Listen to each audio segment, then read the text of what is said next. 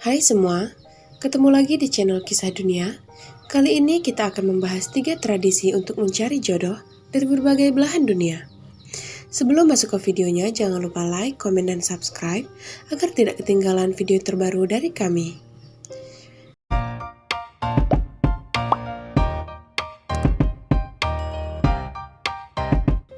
Mencari jodoh memang gampang-gampang susah, karena pilihan kita akan menjadi teman untuk menjalani kehidupan. Dan kali ini kita akan membahas tradisi untuk mendapatkan jodoh yang mungkin akan memberikan kesan berbeda-beda untuk kita yang mendengarnya. Yang pertama adalah pasar pengantin dari Bulgaria. Pasar pengantin ini merupakan tradisi yang berusia ratusan tahun milik 18.000 komunitas semi-nomaden Roma yang dikenal dengan Kalaids. Di sana para gadis akan berdandan secantik mungkin dengan pakaian yang tak kalah mencolok. Mereka akan menggunakan gaun terbaik dan juga mengenakan hak tinggi. Tak hanya gadis yang sudah cukup umur, bahkan gadis yang masih muda atau bahkan belum cocok untuk menikah juga ada di sana. Sedangkan untuk para pria juga tak kalah dengan penampilan sang wanita. Mereka akan menggunakan celana jeans dan seringkali memakai jaket kulit agar terlihat mempesona.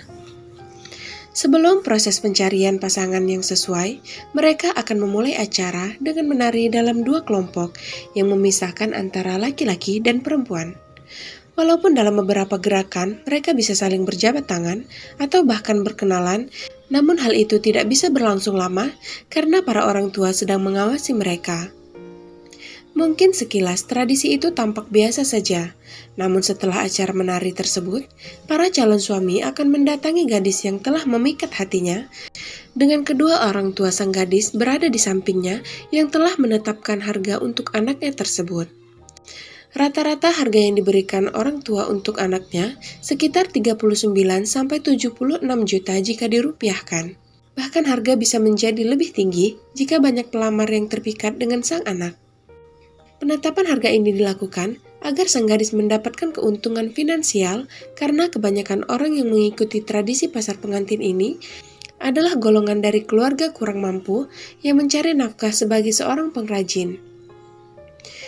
Dulunya tradisi pasar pengantin ini adalah cara untuk mengatasi kemerosotan ekonomi di Bulgaria. Namun seiring berjalannya waktu, ini dijadikan tradisi kuno yang penting bagi identitas Kalaids, yaitu kelompok dari mana perempuan tersebut berasal. Oleh karenanya, tradisi ini terus dipertahankan. Tradisi yang kedua adalah memakan irisan apel dari ketiak yang datang dari Austria. Di sana para pemuda-pemudi akan diundang di sebuah pesta. Di sana, pria dan wanita akan mempersiapkan berbagai hal yang mungkin tidak pernah terpikirkan oleh kita.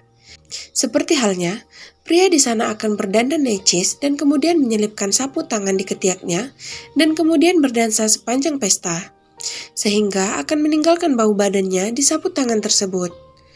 Dan sapu tangan ini akan digunakan untuk mencari jodoh untuk mengikat hati gadis yang dipilihnya nanti. Sedangkan untuk para wanita, mereka akan mempersiapkan irisan apel yang akan diselipkan di ketiaknya dan kemudian mereka akan berdansa.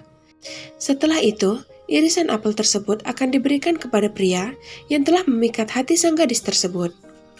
Dan jika sang pria juga menyukai gadis itu, ia akan memakan irisan apel tersebut. Sedangkan sapu tangan sang pria akan digunakan untuk mengelap wajah sang wanita. Tradisi yang ketiga adalah pondok cinta dari kaum Kreung di Kamboja. Di sana para orang tua akan membangunkan sebuah gubuk atau yang disebut juga sebagai pondok cinta untuk anak gadis mereka yang sudah beranjak remaja. Pondok cinta ini akan dibangun tak jauh dari rumah orang tua mereka menggunakan bambu. Di sana, para gadis bebas untuk mengundang anak laki-laki untuk bermalam bersamanya di pondok cinta tersebut. Bahkan terkadang lebih dari 1 orang. Para pria akan terus berdatangan silih berganti sampai sang gadis menemukan pria yang disukainya. Pembuatan pondok cinta ini dimaksudkan agar anak gadis di sana memiliki privasi dan memiliki waktu untuk bersosialisasi dengan lawan jenisnya. Di sana mereka bisa melakukan hubungan badan sembari mencari cinta sejatinya untuk memilih jodohnya. Tradisi ini dipercaya agar mereka dapat menemukan suami terbaik dan bertujuan agar gadis di sana dapat belajar bertanggung jawab dan berhati-hati dalam urusan hubungan badan. Hubungan seksual yang mereka lakukan akan terjadi jika sang pemilik pondok tersebut menyetujuinya. Orang-orang Kreung menanamkan pesan kuat bahwa seks sebelum nikah dapat diterima. Mereka bahkan didorong untuk menemukan pria yang tepat sebelum menikah. Uniknya, anak laki-laki diajarkan untuk tidak agresif dan berperilaku hormat sehingga membiarkan wanita yang mengambil keputusan. Dan sang wanita juga yang akan menentukan kelanjutan hubungan mereka. Tradisi ini mempercayai wanita remaja dapat membuat keputusan sendiri tentang kesehatan seksual dan kehidupan romantis mereka. Untuk suku Kreung, perawan tidak terlalu penting, karena yang terpenting bagi mereka adalah menemukan jodoh yang terbaik untuk anak-anak mereka, yang akan membentuk sebuah keluarga. Tradisi ini tentu saja memiliki potensi hamil di luar nikah, namun para pria suku di sana tidak akan mempermasalahkan tentang anak yang dikandung oleh calon istri mereka. Bahkan jika seorang gadis di sana hamil dengan pacar sebelumnya dan memutuskan untuk berpisah karena ketidakcocokan, maka wanita tersebut diizinkan untuk memilih pria lain yang akan menjadi suaminya. Dan pria tersebut akan menerima sang anak sebagai anaknya tanpa mempermasalahkan siapa ayah biologisnya. Itu tadi 3 tradisi untuk mencari jodoh dari berbagai negara.